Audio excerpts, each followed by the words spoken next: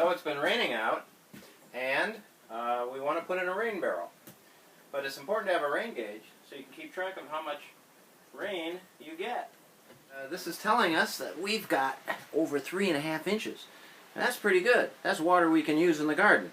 So what we want to do is we want to capture this water in a rain barrel, and then we want to pump it into the green room. This is your basic rain barrel. It has on the top, it's got the screen that allows you to collect the water right in here. And then there's a hole here, and then another one down here that we can put a spigot on and run that water into the green room. So what we're going to do is we're going to hook that up to the gutter system of this part of the house.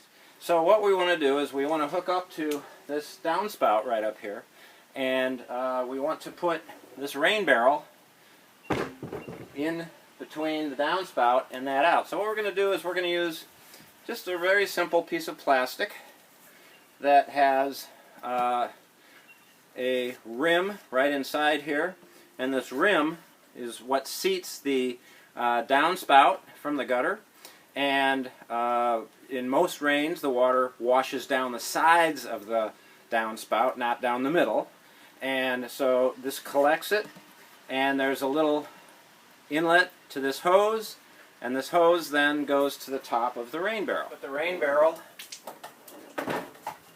underneath it, like so, with this up here, and that water will collect via this pipe into this rain barrel.